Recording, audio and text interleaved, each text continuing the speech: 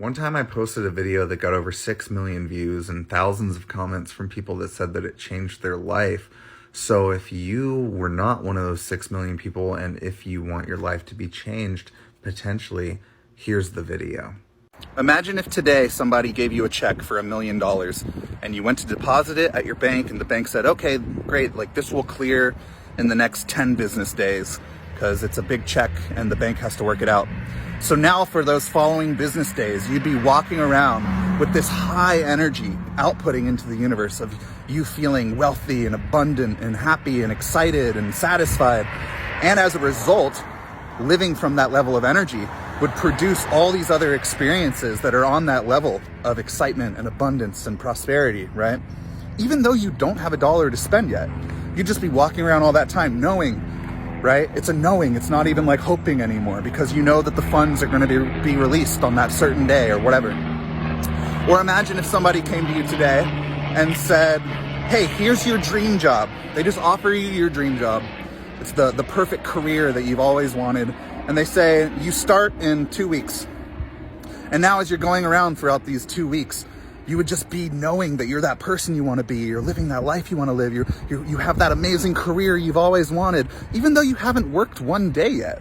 You're just walking around and operating from this level of energy, of excitement and joy, satisfaction. And as a result, because that's where your energy is, you become a vibrational match to all these other experiences that are so joyful and so abundant and so satisfying, right? So comfortable and all this. But nothing's really changed. It's just that you gave permission to a condition to allow yourself to feel an emotion, right? And I truly believe that if we can generate that emotion first, if we can conjure the emotion that we want to conjure, then many manifestations can come to match that vibration, right?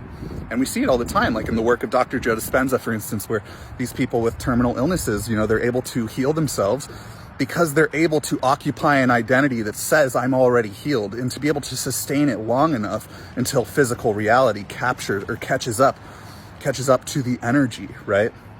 Because in the same way, if you play a sound and it creates a vibration or it creates a waveform, in the same way that when you play that sound, it's the exact sound, the exact same waveform will always be created, right? So I believe if you can create the waveform, then you'll hear the sound, right? You can go back and forth with it.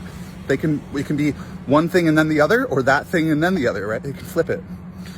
And I think ultimately this comes down to changing our sort of mentality of I'll believe it when I see it to I'll see it when I believe it. When I know that I am that person I want to be, then I'll start acting like that person and doing the things to bring those things to me. Like when I truly know it first, instead of being like, yeah, once it happens, I'll feel the feeling, right? Really all you want is the feeling, right? So if we can make our work generating the emotion as much as possible, so many things can swiftly come into our life to manifest that are a part of that vibration, right? That are on level with that experience that we're seeking, with that emotion that we're seeking. And at the same time, I understand all of this intellectually, but even still, if I were to operate from feeling that feeling of being just handed the $1 million or whatever, I can do it for a while, but still, the doubt starts to creep in and it steals the good seed that you've planted, right? And that's what doubt does. And it's funny because some of our doubts or our limited beliefs are so subtle or so nuanced. For instance, okay, let's go to the money thing. I truly believe that I'm going to be financially wealthy one day. I've always believed that. I've always felt that. That just feels natural to me. But one of my limiting thoughts around that is that it's yeah, but probably not today. Probably not tomorrow. Probably not this week, right? And it's funny because whenever I realize that, it's oh, those are the thoughts that I need to kind of soften a little bit and say, hey, you know what? It could happen sooner than I realize. I could have a great idea this week that I just follow my bliss on, and all of a sudden this amazing, empire gets built, or who knows? Things happen all the time, right?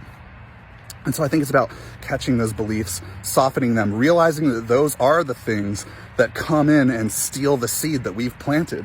So we start making our work to just be plant the seed, continually water it, recognize if something's come in and swept in and pulled it out, work on that thought, let it soften, then go plant the seed again and just focus on watering it. before you know it, all kinds of manifestations can come to match the vibration that you're holding. And you don't need to insist on it being a specific manifestation, because remember, the emotion is all you want to feel. So let's say, if you want one specific thing, let's say you want to be with a specific person, right? And so you're operating from feeling like you're already there and living that type of like relationship and whatever. And then if another person comes in, don't just be so quick to like deflect them, be like, no, I'm looking over here, because again, what you want is the emotion that you think the experience is going to provide. But what if that emotion is actually going to be felt over here instead of over there? So it's also about being detached from the specifics of the outcome, but generating the general emotion that you're seeking, and then allowing manifestations to come into place that are a vibrational match to that emotion.